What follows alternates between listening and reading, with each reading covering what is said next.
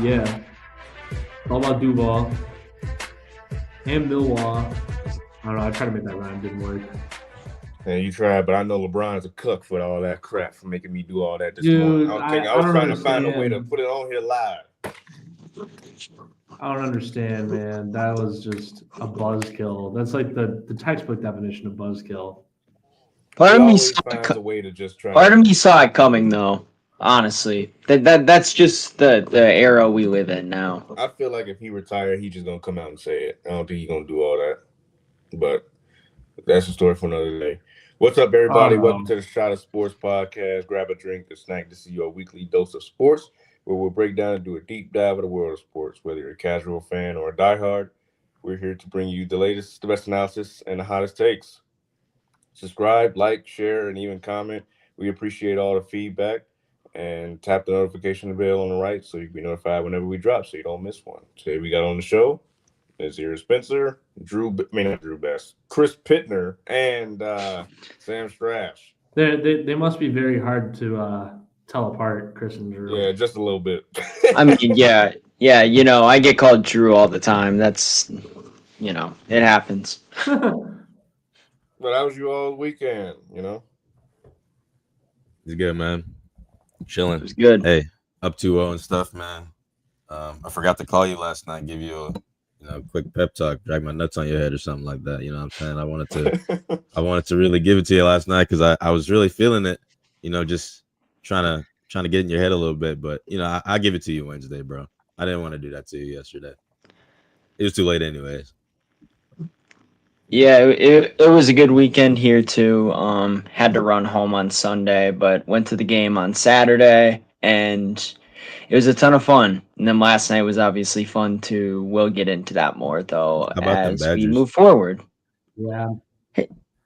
Yeah, I went to the wrong game on Saturday. Actually, I went to our alma mater, our football game, and that was a fun watch in the first half. I left at the end of the third quarter because it was super hot, and everyone we were with, there's some older crowd that was with us, and they needed to get inside for a little bit, so it made sense. But after we left is when the crapshoot started, and we blew a 17-0 lead at halftime, lost 23-20 to our biggest rival, which is like basically the Texas versus Oklahoma of the SEC, is what I would pin La Crosse and Whitewater. And we let them come into our trap and take over the trap. We've done that twice. We've done that twice in a row now, unfortunately. Yep. Because we did that 2 years ago. I had my flu game, man. I was up on top of Perkins Stadium. I had pneumonia calling that game, barking. Like, my voice didn't work. It was just barking the whole time. And we lost on a walk-off, 50-yard field goal in that game. Their kicker, he has real estate in Whitewater at this point with how much he owns us. It's unfortunate. I remember that because I was doing I was with the marketing communications department that year. That was my senior year, I think. And I remember standing at the goal line on the other side, and then he kicked it and shot it, and it went in. I was just like I was a player or something, walking off, just like my head down, just watch them celebrate. Michael Stack is rivaling DLK for property in Whitewater with how much he owns us. Jesus. Just whatever. But we go jump into our first topic, which is the MLB NLDS and AL. Shout out Shota. Got to put that in there. But yeah. So I got a lot to say, but y'all go ahead and go off. Hey, shout out Shota. I was at the game yesterday and in section 209. And shout out Shota, bro. He really led off to, four runs, 4 home runs, 2 home runs, 4 runs in general, I think. Something like that. Yep. Man, shout out Shota, man. He's a real Brewer for life. I like that. And the funny thing too is that going into last night, I had texted my dad. He asked me first. He said, "Hey, what is your gut feeling tonight? We're up 1-0, but we know the last few years there's been no success in October. What is your gut check?" And I said, well, Shota struggled in September. He's on short rest, just like Matthew Boyd was the other night. He struggles against Milwaukee, and it's his first career postseason start. That means he's going to go 7 innings with 12 strikeouts, right? Because that would just be peak Brewers baseball. And finally, that narrative was broken, right? At some point, we finally caught a break with that action. Because normally, I mean, being a Brewers fan, Chris, you and I know all about this miserable existence. We make some of the pitchers in baseball look like Cy Young. That's just how we operate. So Brandon Pfaadt in 2023 is a great example. Ridiculous. The guy had an ERA above like 5.5 that season, and he came in and shut the door against us in 2023. I mean, same thing goes last year with some of the Mets bullpen staff that wasn't the strongest, and they came in and were lights out for most of the night. So I was struggling to have full confidence in the team. I knew we were going to come in hot again, guns blazing, but maybe something would have subsided a little bit. And that Suzuki homer took all of the life out of that stadium right away, immediately, to the point where TNT had to pump the crowd mic because of how quiet it was in there. And then Andrew Vaughn. And then Andrew Vaughn. Wait, before you continue, bro, real quick. Before he hit that, I literally said this strikeout's gonna suck. Like, I swear to God, like 5 seconds before, the strikeout's gonna suck. My thought process was dinger. My thought process for that was, man, it really sucks that Yelly and Contreras got on base because our LOB stat's going to be even higher this game than it usually is now. Yeah, and I mean, you got to look at what Andrew Vaughn was doing pre-September, right? Mashing the ball. He was getting the ball in the air. Nashville helped retool his swing a little bit to make his swing path a little more optimal, help him keep his eye on keep his eye in the spot where he wanted to see, like a meatball, right? You're not swinging for the fences every single time you're at the dish. That's what he did with Chicago for so long. Nashville retooled that swing, retooled his mind, comes up to the big, starts mashing, starts hunting for breakers, hunting for breaking stuff up in the zone or fastballs up in the zone, trying to get smarter and think like a pitcher. They train him to think like a pitcher. And at some point, your bat's going to cool off. That just naturally is going to happen. Shout out David Paulier, because he knew that the run that Vaughn was on was kind of unsustainable to a degree, but he was still OPSing above 900 all of September. It was bound to happen. He was bound to get a break, and he finally got that break. And it was huge. It made it a 0-0 ball game immediately. And also last night, I don't know if you guys know this or not, I want to say it's the first ever playoff game in MLB history. This is kind of an ESPN stat, but it's still fun to think about. First ever playoff game in which a team scored all of their runs on 2-out homers. That's crazy. Mm-hmm.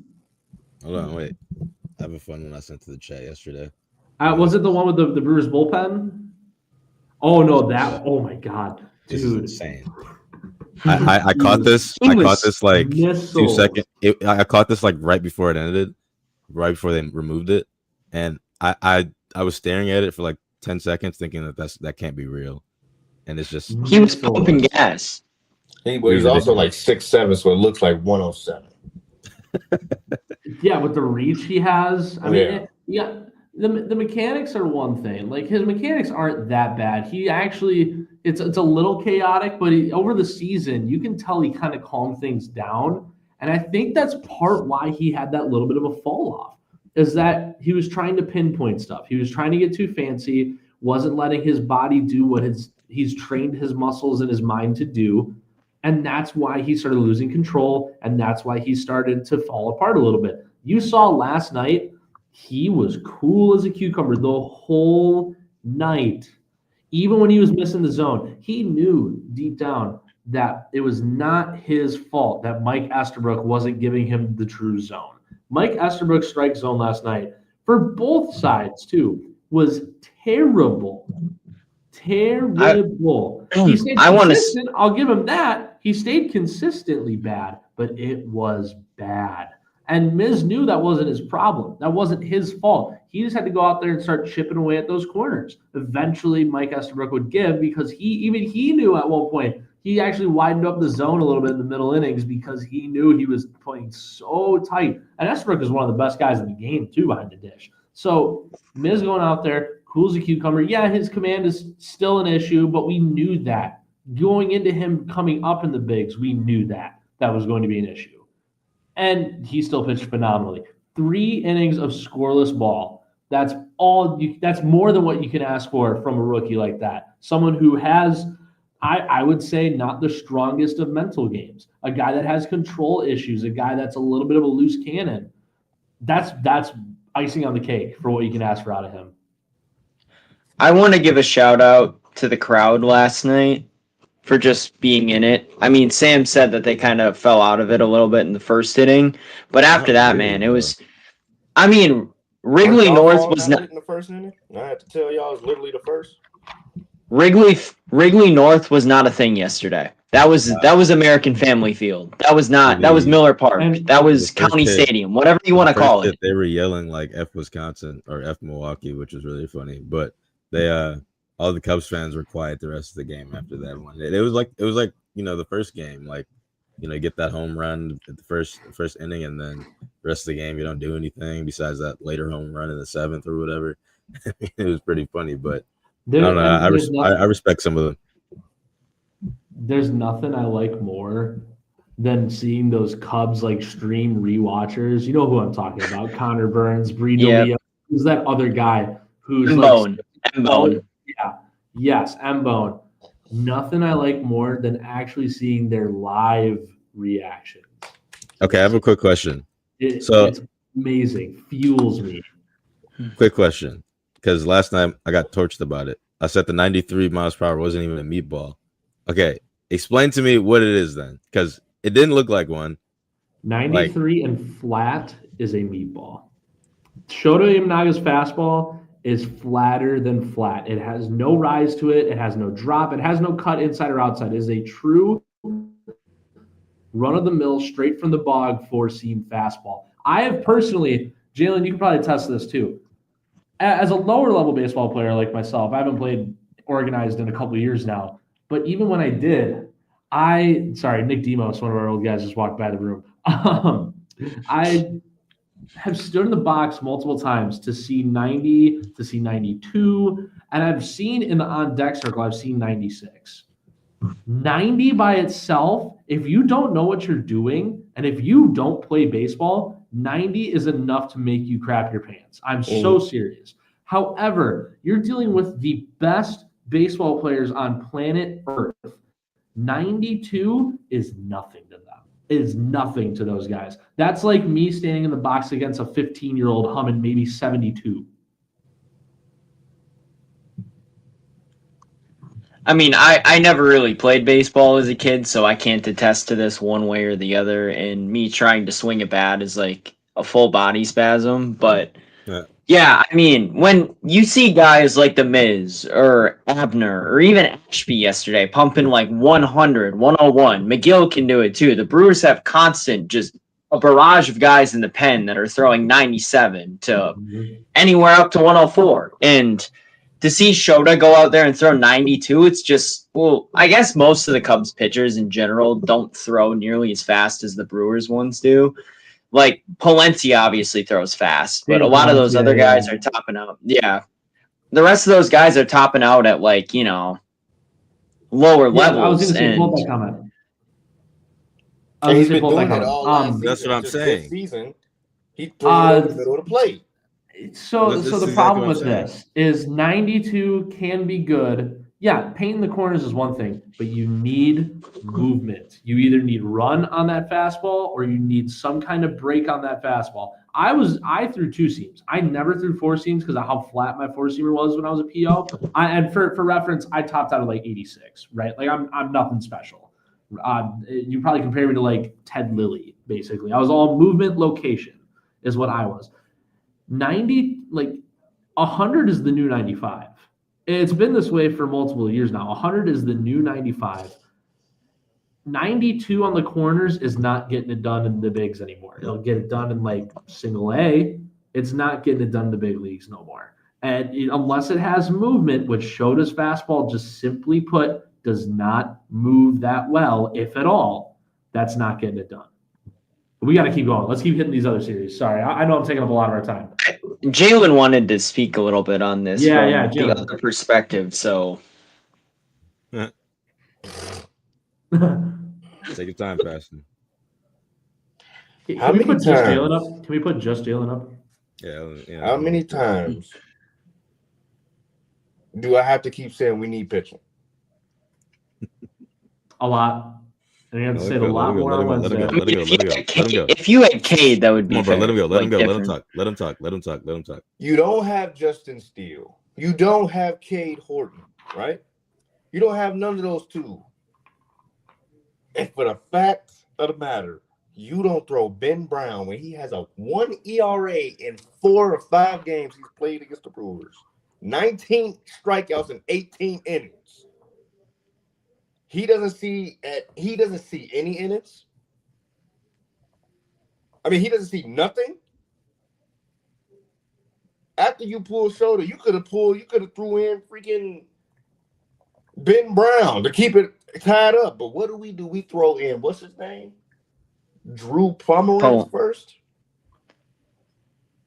And then you throw in Palencia, Palencia. then Palencia was first. And Palencia is just a jackass, in my opinion, anyway, to throw freaking 100 miles per hour over the middle of the plate, middle, 3 times. And Kyle Tucker. Oh, no. I hate Kyle Tucker right now, dude. Don't even get me started. Go ahead. You are not worth $300 million. As of right now, you are not worth $300 million. Tell him why. Ground ball to first base, strikeout, walk. No slugging he's been doing for the past few months. Tell you what, we can clip this. They're gonna love him in Tampa Bay next year. I'll tell you that much. Remember That's where he's gonna end up y'all, going. He's not worth that. Remember when I said to keep Bellinger? Hmm. I started the whole. I said that was a mistake. I remember that. I do. Did? You Said said it it all right year. from the jump. Said Right it You for were 2 right. years straight. You said it for 2 years straight, bro. What is Bellinger doing in New York? Mashing. He had like 30 homers this year, didn't he? Killing. I'm looking. And I gotta look at these quotes. And Ian Happ. Ian Happ is the most overrated. I mean, I wouldn't say he's overrated because no one has any kind of expectations for him. But every single time you up in a big moment, why are you an automatic out? Automatic. I mean, the minute you come up, instantly, who's coming up? Ian Happ. Oh, fuck. Well, we got 2 outs. His homers always come with nobody on base. And the game is over. The game doesn't mean nothing when he hit homers. I got one more. I got all of this. Look at this. I ruined the game, so there's a lot of frustration within myself. Yeah, I mean, pretty much. I mean, you had him 3-2. Why the fuck are you throwing another pitch inside? I'd rather walk him in. That's his happy zone. That's literally his happy zone. Even David can attest. He loves the inside pitch. I got to look at his face again. We as an offense have to find a way to put up a few more and help our pitchers out. You think? Maybe that starts with you. We had man on first and second with 1 out when you came to the plate. Maybe that starts with you. And I got one last one. Pete Crow Armstrong. I can't even get mad at this kid. He's 23 years old. I was going to say, he's pretty young. Simple idea here. We go put more balls in play. We score more runs. I agree. Why did you put more balls in play? Mizorowski was wild as hell all year. And yes, I get it. 104 is fast. I get that. Nico Horner hit him.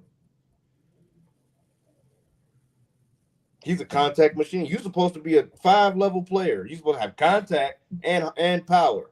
Where's the contact?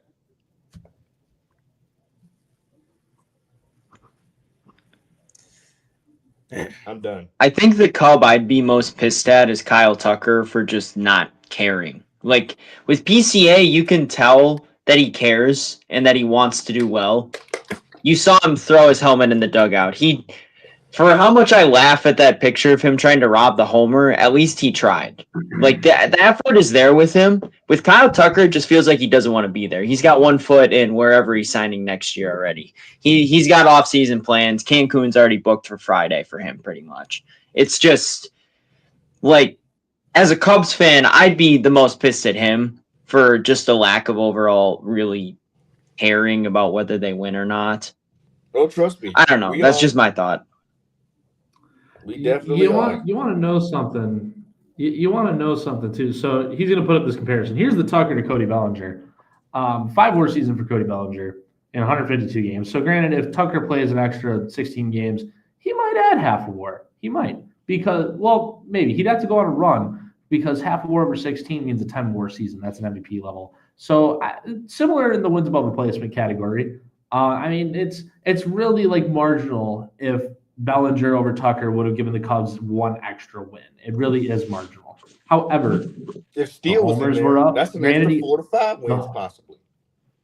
The homers were up. Yes. The RBIs, yes. Tucker's quicker on the base pads. Slashed better. I'd argue Tucker slashed better. And you got to remember, Bellinger's playing at Yankee Stadium, short porch and right. So the stats are a little inflated. I'm not saying you're wrong. But what I am saying is that it's very, very – we're arguing about bits here, like bits of games on whether or not Cody Bellinger would have given more wins for the Cubs this year. Think about it. No. This is what I said.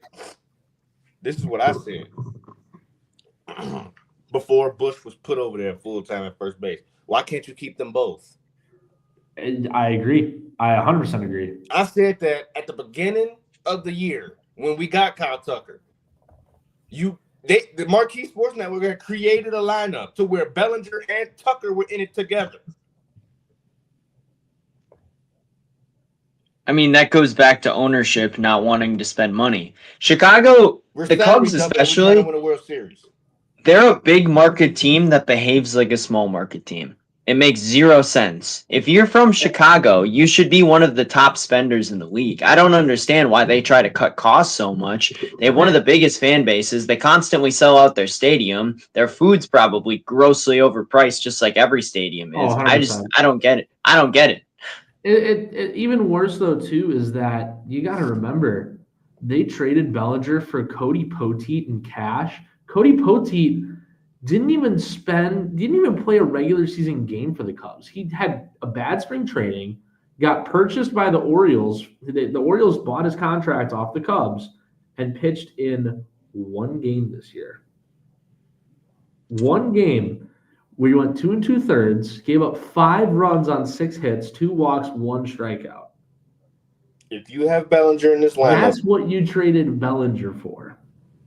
If you had Bellinger in this lineup and Kyle Tucker, they protect each other.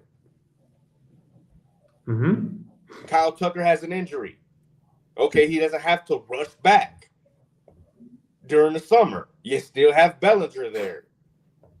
And now you come to postseason, Tucker should be healthy now.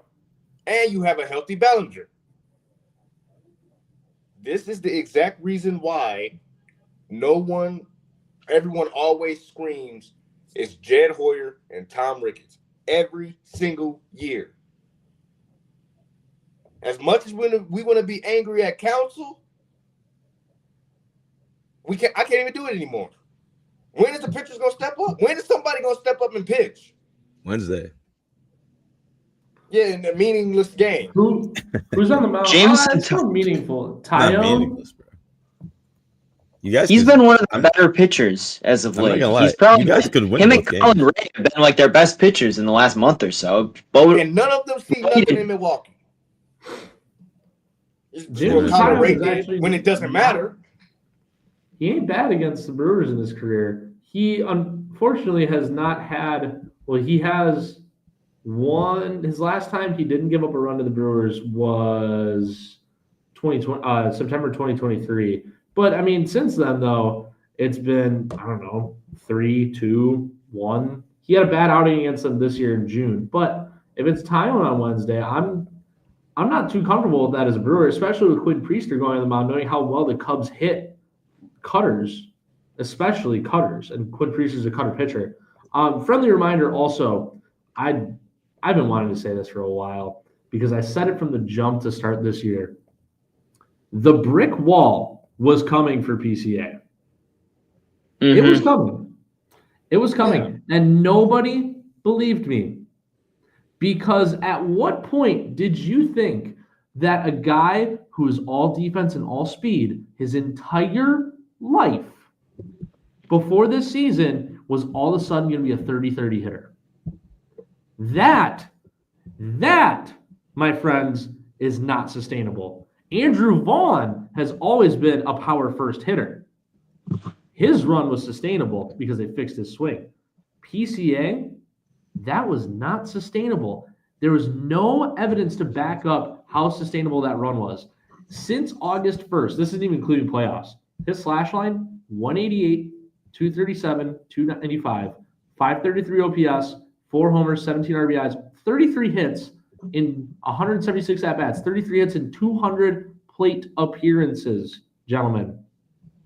We want to talk about, and this goes to everybody listening. This goes to everyone. We want to talk about how Jacob Mizorowski didn't deserve an all-star spot. Neither did PCA. Neither did PCA. At the time he did. At the time he did. At the time both of them did. That's what's flawed about the All-Star game being so middle of the season. Yeah. That is what's flawed. Let's look at his split since All-Star break. Let's go July 18th to now. 260. Okay, so it's a slightly better. 634 OPS compared to an OPS in the 500s. 216, 262, 372 on the slash. 6 homers, 16 doubles. But still, he had 200 more plate appearances than he did hits. When are we going to acknowledge that the brick wall came, and it came hard? I mean, his underlying metrics, even through the first half of the season, showed that his rate was unsustainable. A lot of people thought, and me included at times, because he was just that dominant in the first couple months of the season, that like maybe he's just going to defy the logic this year. But at the same time, it's just, it was coming. It was inevitable. How about them Dodgers? How about them Dodgers? The other series real quick. How about them Dodgers, bro? I don't want to talk about the Blue Jays. World Series. Huh? I think the Dodgers are about to win another World Series. I disagree. Oh, wow. I disagree. I don't think the Dodgers make it. I think Milwaukee is back on that train of steamrolling again. It looked rough in September, but they're making great contact against decent pitching. And the Dodgers, I'd rather face the Dodgers pitching staff instead of Philadelphia's. Oh, I agree. The bullpen was horrible. Did you see the bullpen? The bullpen is bad. and you mean to tell me Roki Sasaki just all of a sudden figured it out again? He's still got 100-mile-an-hour fastball. It's still something. It is still something. But that one also, Roki's fastball is flat. It is pretty flat. If you time it up, if you sit on fastball, you're not missing. You're not missing that pitch. But I think Brewers Dodgers is going to be what ends up happening. Both sweeps too. They're both going to play Wednesday, doubleheader. One of them, I forget which one starts first before the other. But Brewers play at 4. I don't know when the Dodgers play. 4. And the Dodgers probably play at like 8 o'clock, 9 o'clock. Yeah, they got the late. Yeah. So I like LA to come out of that series against Philly. I think Philly's just dejected. It's a rough run, especially when your pitching staff, other than Christopher Sanchez, is underperforming or hurt. Yohan Duran out of the back of the bullpen is still nasty as can be, but they're struggling with the arms. The Dodgers bats are just too good to shut down when your arms are struggling. I like LA in 3, and I still like Milwaukee in 3. I think if we're going to lose a game in the series, it is Wednesday, though. I think Wednesday is possibly a get-back game for the Cubs. Do I think they're going to win? I can't confidently say yes to that, but I also can't confidently say no, if that makes sense. It's a true toss-up for me. American League, Toronto. Oh, my God. 10-1? Step out of the way, fellas. Step out of the way. Toronto coming through. If you want to talk about a dejected team, oh, my gosh. Toronto's back, baby. Yeah, talk about dejected. The New York Yankees, man, just Yeah. get the plane tickets that's ready just now. beautiful to see to me. Get the plane tickets ready now. These games are today, if I'm not mistaken, right? They Yep. the Oh, yeah. AL game 3 is Mhm. today. Yeah. So Toronto's going to finish the job there. And going into this playoffs, I wasn't initially scared of. Well, I was initially scared of Seattle. I had Seattle as my favorite on the American League. I think Seattle, Detroit, they're just having a mid-off to see who's going to get destroyed by Toronto, is what it feels like right now. Seattle's pitching, their pitching is keeping up, but their bats are underperforming big time. Seattle's still Detroit's staff. I don't know how you go ass backwards on this, where you lose to I forget who Detroit threw out their game one, like Tony Melton or whatever his name is, or Troy Melton, and then game 2 you beat Tarek Skubal. Like They scored like what 3 runs? It's not like they had a dominant day at the plate. They just Seattle. Two of them were Jorge Polanco solo homers, right? So the point I'm making though is that series just feels kind of like a cluster expletive. You know what I'm getting at right now? And Toronto is just dominating. Right now, if I had to pick, I've got Toronto, Milwaukee in the World Series. We talked about this earlier in the summer, I believe, about that series in August. Toronto, Milwaukee could be a World Series preview, and it was. I think it was a World Series preview. That was one hell of a series to watch. If you watched front to back all 3 games, that was a great series. And as of right now, objective statement, I think Toronto over Milwaukee in 7. Toronto over Milwaukee. The most Milwaukee way to lose to in I'm 7. still riding with Seattle because of their pitching.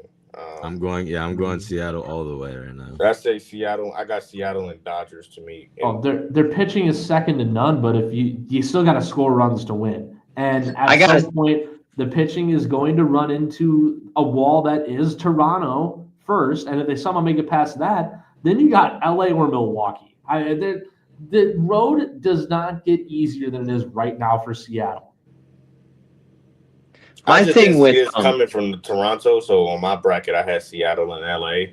I still got LA going, but whoever come out of that that Brewers series, the Brewers should be able to put up a fight against LA. I just feel that the bats of Ohtani and Betts and that lineup that's a lot to handle. I need revenge for 2018 is what I need. I'm with you on that, Sam, but I just don't know. In my opinion, this Dodgers team is just as good, if not better, than that 2018 team was. Now, they could be. They're arguably better because now they the only downside to that Dodgers team, like we talked about, is the bullpen. But they're just going to use their excess starters in the pen the whole time. They're not. It's just like Roki Sasaki is their closer right now, and if he keeps going at the pace he's at right now, man, oh boy. He's building that confidence, that 100-mile-an-hour fastball. Philly's testing him a lot more than Cincy did, so at least they're finally experiencing some tougher situations. Remind me, though, again, what was the Dodgers' record against Milwaukee this year? It was 0-6, but the Mets was also 1-5 last year, and we saw what happened in that series. I'm just saying. The Mets were also the hottest team in baseball at that time. We still played it good. Last year going into the playoffs? This year. No. This year we're the hottest team. No, we're talking about last season with the Mets. We're talking about last season. I was just saying, we were talking about how the Brewers were winless the Dodgers were winless against the Brewers, but at the same time, the Mets only took 1 game against the Brewers, and it was basically their punt game at the end of the season last year, where they just didn't care. We also acknowledged that the Mets, we talked about it last year too. The Mets were the team we didn't want to face because of how hot they were, and we knew we were going to be the 3 seed, and we knew it was either going to be the Mets or the Diamondbacks or the Braves. Somehow they were still alive. And the Mets snuck in and beat the tar out of everybody on the way. I think this year, there's still some semblance in looking at what happened in previous seasons, but this is a completely different team. These are 2 completely different teams now. Milwaukee is a wagon. I put them on Wagon Watch when they were like 25-25 earlier this year on this very show. Put them on Wagon Watch. They're back on it again. The wagon is back. A team doesn't just have multiple 10-plus game winning streaks consecutively, by the way. Teams don't just do that. Elite teams do that. And they're not the highest paid team. They don't have the payroll to keep up with the Joneses of the MLB, but they do anyways. They're very well managed. This is an organization from top to bottom that is very organized, for lack of a better term. They also keep their shit in check. They have a pitching lab. They literally have a scientific lab centered around how to get pitchers to pitch better. No other team in baseball has anything close to what Milwaukee has. It's so secret they don't let people in there unless you are a Milwaukee Brewers staffer or a player. They don't let you in there. That's how amazing and secretive, that's how successful that lab is. This is a completely different team this year. Look at what Quinn Priester did as soon as he came here. Look what Andrew Vaughn did as soon as he came here. There is magic in the air in Milwaukee, and there is no rhyme or reason other than this is just the science of how to play competitive baseball when you're at a disadvantage. And small ball works. We've seen it work. I mean, my thing is too. I get what you're saying, but that Dodgers team, man. They're arguably better than 2018. I mean, I don't want to buy into this. Before of 2018. I mean, I don't want to buy into this either because, like, I'm notorious for being a pessimist and not really celebrating until it's over. But this Brewers team, you know how, like, when a World Series team or like when the Bucks went in 2021, it felt like a magical year. It kind of feels like a magical year right now. You know how, like, the Phillies in 2022, they just had that, like, magic behind them to get to the World Series that year when no one thought that they could. It almost feels like, in a way, that there's magic behind this team right now, whether it's Euchre, whether it's just the fact that the curse was finally broken last year about the team that beats the Brewers always goes to the World Series. I don't know. I'm just throwing it out there that this team kind of feels a little bit magical right now.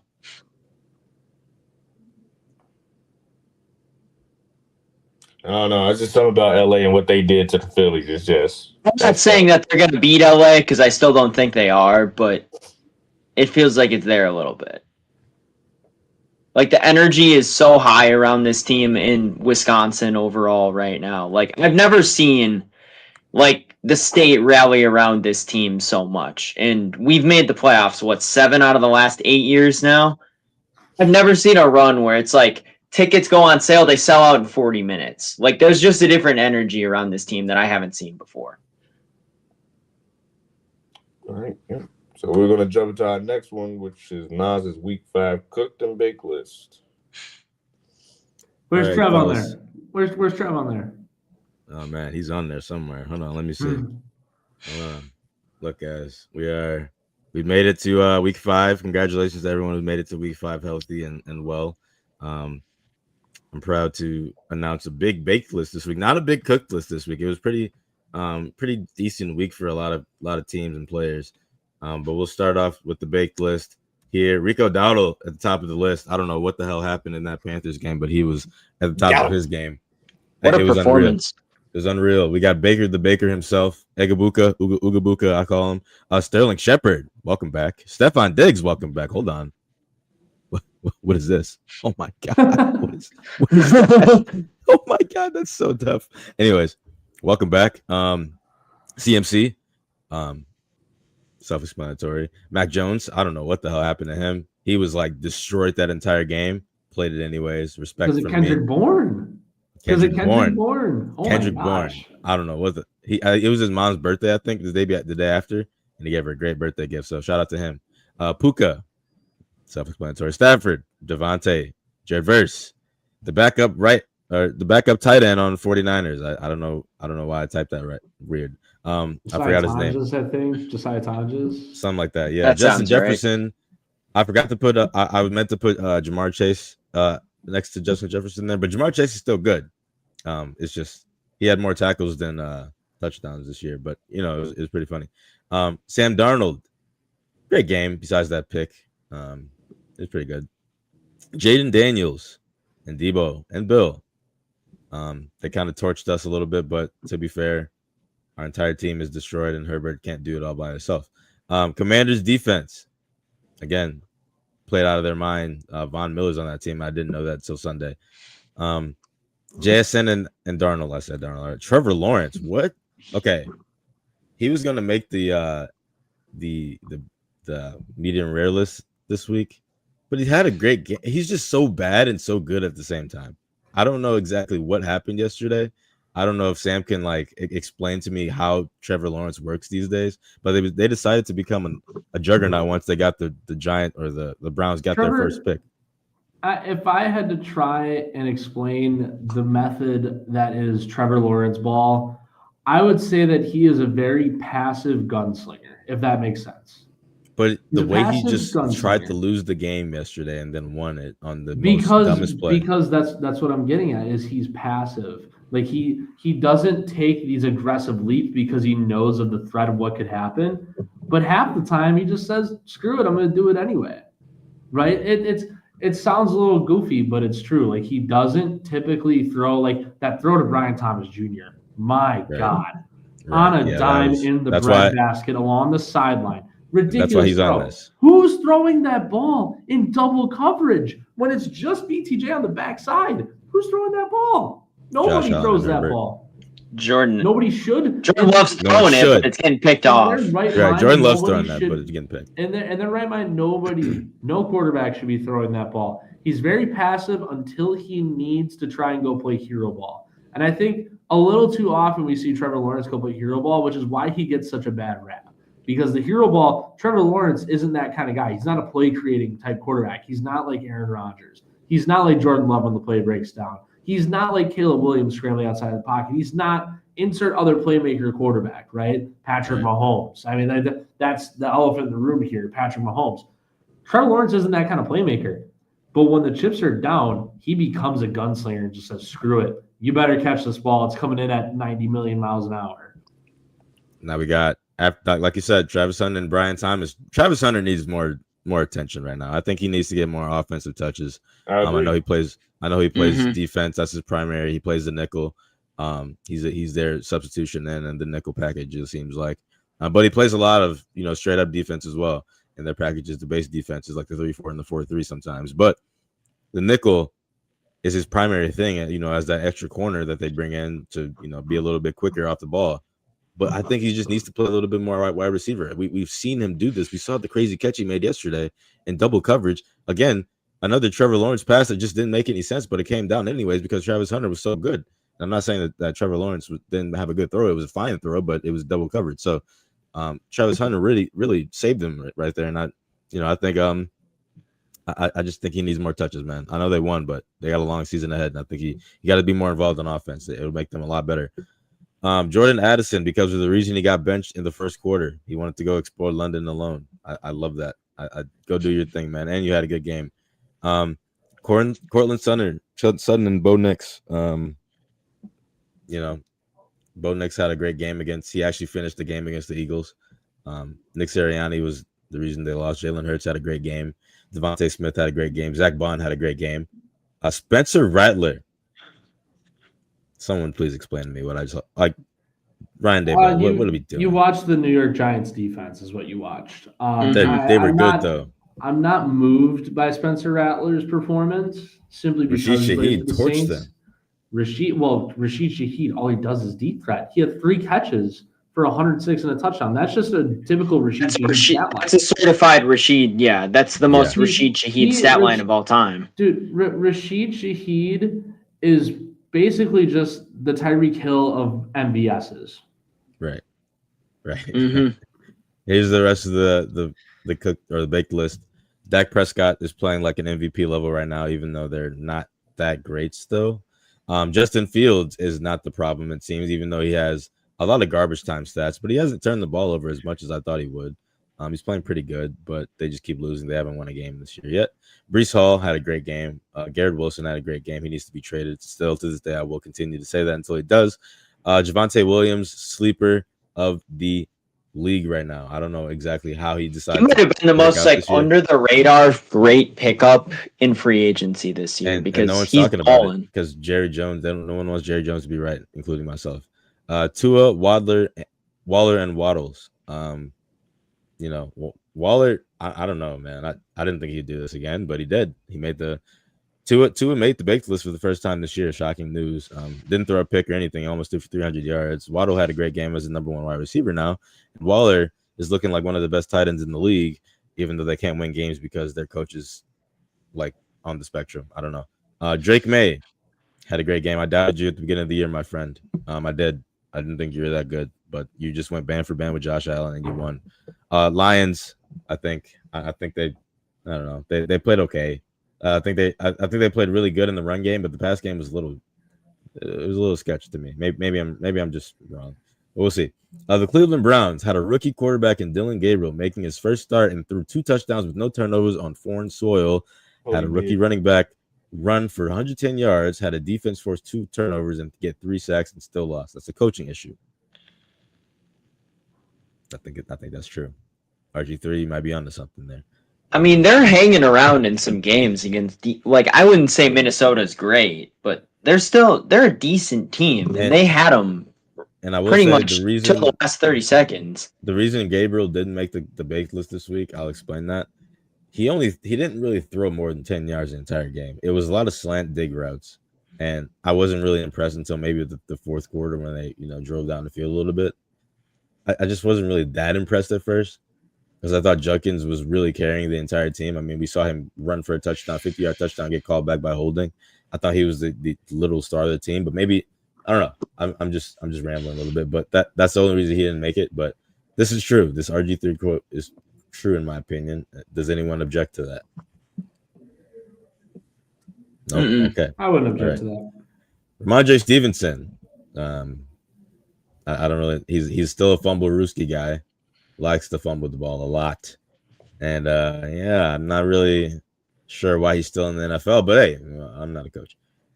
Cooked list, not that large this week. I mean, I obviously DeMarcado makes the top of the list. You make it automatically doing some stupid stuff like that. I can't believe you even tried to go to the media and say it happens to the best of us. No, it doesn't. Don't lie to people like that. Don't tell people it happens to the best. Just run across the goal line. It's not that hard, man. I guess the ball was just too heavy. Those last 2 feet that he had to run. I guess it was. I don't know. I've never seen this happen twice in a year before. Mitchell had it last week, and you decided to do the same exact thing this week. It has to be a script, right? Whatever. Josh Allen, you didn't score until like the fourth quarter, and you didn't really do much on the game-winning drive that you had in your hands for about 5 minutes. Turned the ball over.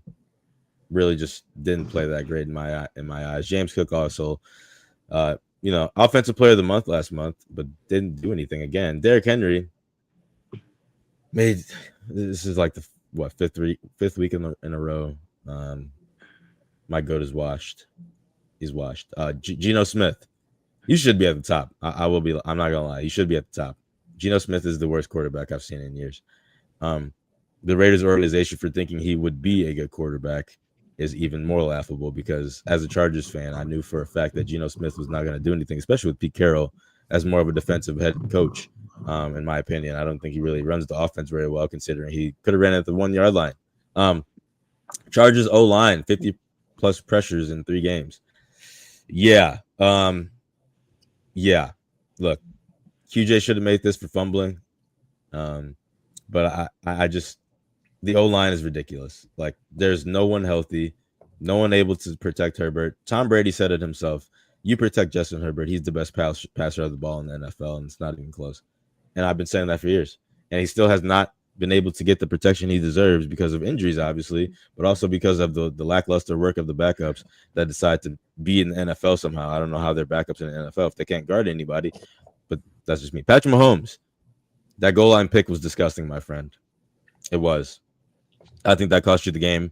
You were going to score and make it a tie game. Maybe you guys would have stopped them and you would have scored again.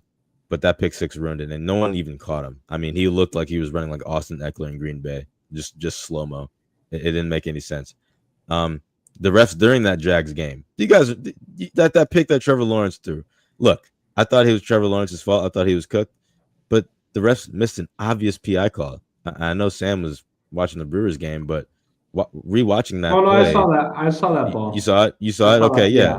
Terrible. That terrible call. That was a crazy no call that I thought would have been called, but of course not because it's the Chiefs. Nick Sirianni. I don't know what happened during that game, man. You choked away a 17-point lead to the Broncos. Not impressed. John Harbaugh, you need to be fired. I think it's time. I think it's time to move on. I genuinely do. I mean, I know Lamar Jackson is in the game, but to lose to the Texans, one of the worst offenses in the league this year, by the way, in that fashion, even with backups, like put up a fight. I don't know, man. Maybe there's just too many injuries going on right now this year, but they just aren't good. The Ravens organization failing Lamar. Self-explanatory. Sean McVay. Oh man.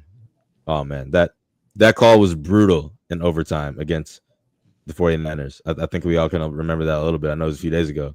But Sean McVay, you made the cook list automatically when you decided to run the ball to Kyren Williams.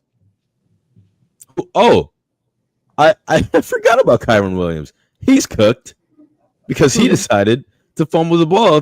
Oh, my goodness. Thank you for putting this on here, Nas. Sean McVay and Kyren Williams, you are cooked. Kyren Williams, you are cooked. Like, badly. You should be like third on this list, maybe second. Because you fumble at the 1 yard line. You talk all that crap during the game, and you lose the game, and then Sean McVay just backs it up with BS in overtime. Dart and Skittles. Dart had a horrible game. Skittles fumbled, lost in the game. Dayball, you're the head of the defense. Do better. The Jets defense. Dayball is the offensive. He's an offensive guy, isn't he? He's the offense. Whatever. Well, he needs to get a better D coordinator. Then he's not a good coach, clearly. The Jets defense. Yeah. Aaron Glenn, I like you, man. I do, but I think it's time to figure out what that defense is, man. You're a defensive coach. This defense was one of the top units in the league for a couple years before this. Sauce Gardner looks more cooked than a overdone steak right now. You want to know why though? Because you want to know why though is because Robert Saleh is like 4 Aaron Glenns combined. Right, exactly. But that's the issue. Aaron Glenn, Robert Saleh, he didn't know lick of offense. That's the only issue with him. So he's not suited to be a coach in this day and age. But as a D coordinator, I mean, you see what the 49ers are doing to the Rams last week. That was poetry in motion. The Dolphins tackling. I mean, Rico Dowdle had 10 broken tackles. I don't know what's going on over there. Sick of the Cardinals and Kyler Murray. Yeah, I'm a big Kyler guy, but I'm sick of him. I hate watching the Cardinals. I do. They suck. They're really bad. And all of the teams on bye week for not making this week more interesting. Packers, Bears, Falcons, Steelers, you all owe me money. And this. Josh Allen, when he does checkdowns, don't go for 50 yards after. Yeah, maybe that's just me. I don't know. Maybe that's just me, but I don't know if what is this? Oh, Jalen, what you want to talk about this or?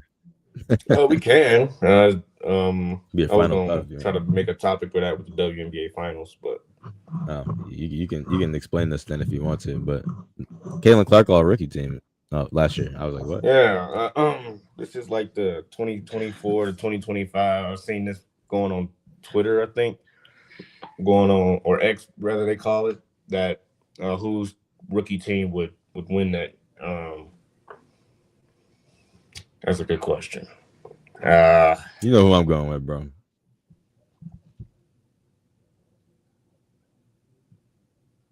That's You know I'm going with. You know I'm going with, bro. You don't even gotta ask. Hey, shout out King Von. That was a jump scare, bro. If nobody was ready for that, they heart left their chest. Let's go out of nowhere, bro. Oh my god. Shout out King Von. No, okay, but you know who else we got to shout out though? You forgot to put this dude on the baked list, man. This guy, for whatever reason, is only plus 3,500 odds for Defensive Player of the Year. Devin Lloyd. Oh man, you're right. Oh man. Lloyd. Okay. The game was last night. In my fairness, all fairness, actually, I completely as forgot. a linebacker, mind you, as a linebacker, Devin Lloyd currently leads the league in interceptions. Leads the league in interception yards now because of that 99-yard touchdown. Currently has a tie for the league lead in pick sixes. Has the longest pick six of the year. Longest pick six of probably was going to end up being the NFL season. And Not to mention, he actually has no sacks right now, but 25 That's okay. tackles right now. He'll get 25 some. tackles through 4 games. Through 4 games, 25 tackles. That's like What You're about right. TFLs? Does he have Shout any out, TFLs? shout out Lloyd. He has 2 tackles for loss to start the year as a linebacker, which is pretty good. Not bad. That's pretty good. Not Devin bad. Lloyd, as of right now, I mean, Myles Garrett, Aiden Hutchinson, Michael Parsons, or Fred Warner, obviously the favorites. But if I had to choose, I'm not gonna lie, Fred Warner's having a really I'm good year too. going. I'm going Devin Lloyd. I'm going Devin Well, Lloyd. of course you are. He is the reason why. He is the main reason why, I should say, the Jags defense is considered as good as it is, and one of the main reasons why the Jaguars are 4-1 this year. Devin agree. Lloyd has had a phenomenal season, and it's getting overshadowed. It is definitely getting overshadowed, and this needs to be addressed going forward. I think Devin Lloyd. I'll make the statement right now. I provided the receipts about the my Jags call 3 years ago. I provided that last night. You guys know very well about that. Shout out They're Devin Lloyd. 3-8. Man. You've mentioned it once or 1,000 times. A couple times, yeah. I'm never going to live it down. That's the greatest take I've ever had in my life. 3 years. Yeah, they're going to win the division, and they ended up doing it. I think Devin Lloyd wins DPOI, and I think he wins it outright this year. I think he wins Defensive Player of the Year. He's only getting started. He's in the last year of his rookie deal. He's in a contract year at 27 years of age. He's an older guy for being on a rookie contract. Devin Lloyd is hitting his peak right now, and he is going to get a Defensive Player of the Year this year in the NFL. My problem with that is those awards are so much more just PR and narratives at this point. Oh, they are It's for so every hard. sport. Well, yeah, that's what I'm saying. Like, there's going to be someone. Now, they have this award for both sides, I believe, AFC and NFC. But it's just so hard to win when you're going to be up against, I don't know, the AFC doesn't have nearly as many names, but say a Myles Garrett.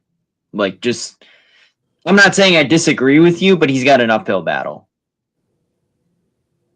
Well, we're going to jump into our final thoughts.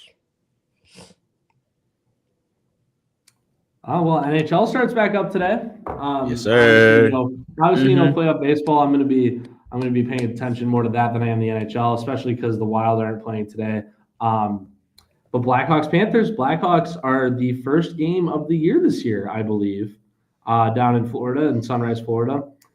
This is going to be a good one. The odds right now favor Florida big time, which makes sense. They're off their second straight Stanley Cup win. I'm going to be Alexander Barkov is going to miss possibly the whole season. He's out for at least 7 months. I'm curious to see how Florida is going to rotate through with Sam Reinhart, Carter Verhaeghe, and Sam Bennett, all who had phenomenal postseasons, especially Sam Bennett, who had 15 goals in the Stanley Cup playoffs compared to his, 20 in the regular season. I'm very curious.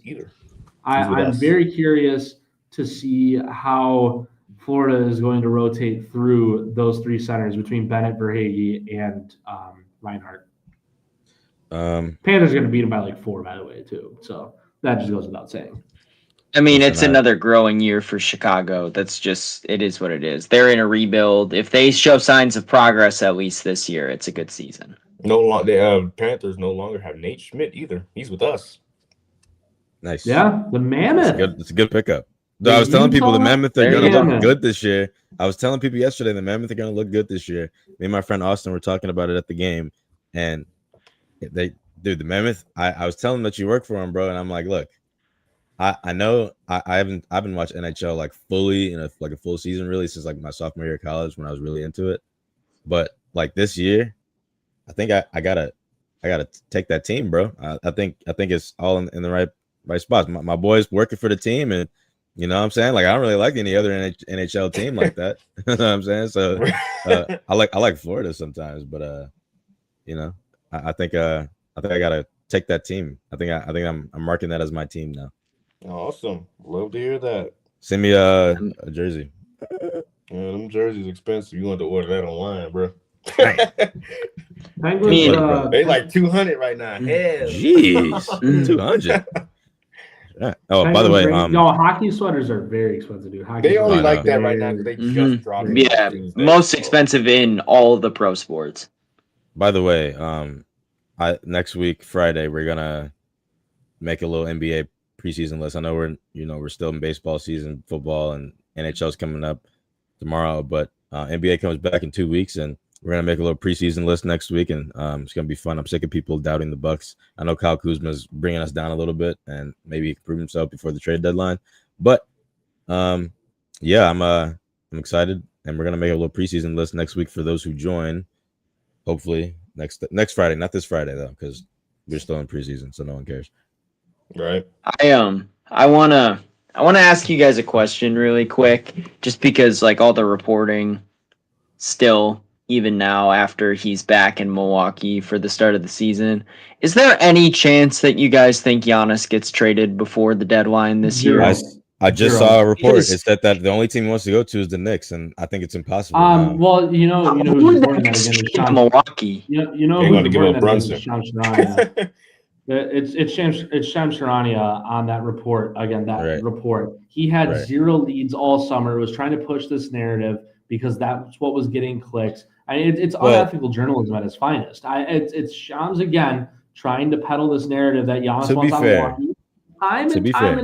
Time again, Giannis has said nothing about wanting to leave the city other than if they show that they are not willing to compete for a finals year in and year out, which they have shown on multiple occasions, and this year with the all-in move to get Miles Turner and waiving Damian Lillard. To be fair, if that doesn't show they want to win, I don't know what does. To be fair, he has said himself that he was looking throughout the entire summer for a different team. He said it himself in a media press conference on media day. He said it himself that he was looking because someone asked him if, like, were you looking? Like, are those reports true? He said, yeah, of course. Word for word. Of course, I was looking. Like, well, I think everyone looks to a certain degree. Like that, but he was like really looking though. Like he doesn't look every year. This is the year. Like people were speculating he would get traded because everyone thought he wanted out, and he admitted like at one point I was looking very much, and maybe he still is. Who knows? But he was looking for a solid month on where he would want to be at. And I mean, I know Shams is saying like the only team he wanted to go to is the Knicks, but that's not a crazy report considering he's always loved New York. He's said that he's loved New York for his entire career. Like we all thought people were saying he was going to the Nets for all those first round picks, and it was either Nets or Knicks or Warriors, because he wants to play with Steph. He loves Steph Curry. But with all due respect to the Milwaukee Bucks organization, if they do trade Giannis this season or any season for that matter, I will struggle to continue to be a Bucks fan. I will genuinely struggle to still be a Bucks fan. It's more of a struggle to be a Cubs fan. The reason why the Milwaukee Bucks still exist is because of Giannis Antetokounmpo. That's true. They were going to relocate if he didn't. If they were going to move. You are literally trading the franchise if you move him, and that's a terrible move. Terrible. They were gonna relocate. We're gonna be back to those Bradley Center days where tickets were $10 and no one went. Chris, you did your final thought? Yeah, but I just want to say about the Cubs real quick. You guys still have 2016 to look back upon. Yeah, it's been 10 years ago. I mean, 10 years ago, like Packers fans still call it Titletown. We haven't won jack squat in 15 years. Man, you're freaking Sam out. I didn't even see him. I closed my eyes for 1 second. I opened it, fucking keep on again. You're freaking this man out, bro. You close your eyes for a moment, man. I'll say my final thought will be that in about an hour and like 20 something minutes at like 12:15, when Nike, I gotta go. We head to an elementary school for volunteer work to play with children. So you play football? Have fun. Yeah, bro. Scout a basketball player, bro. Yeah, we're gonna play. We're gonna play football. Yeah, Jazz needs somebody. 2041 first round pick, man. 2041. Start your scouting career. When Giannis finally gets traded, it'll be that guy. It'll be that kid. Start your scouting career right here, right now. The next Utah Jasmine is. Oh yeah, that'll be a great story leaked by Jalen Nicholson-Bourne. Yeah, narrated as well. So wow, jolly good show, gentlemen. Always a pleasure. We'll come to the end, Just subscribe, like, share, and comment. We appreciate it all. Follow our podcast page on other platforms. Links in the description box below. We have a Spotify, Instagram, and a TikTok. If you're on the Spotify, come to YouTube and watch us and interact with us live. We will be posting reels and shorts of this show, polls, question boxes, anything you want to have answered, just DM us on Instagram or Twitter or X or whatever I guess that's what we use now. But we dab into other sports or into other topics like music, film, travel, or life outtakes as well. But for now, we are just sticking to sports because it's the most highly populated time of the year. So with that, it's been Shot of Sports, and we'll see you Thursday.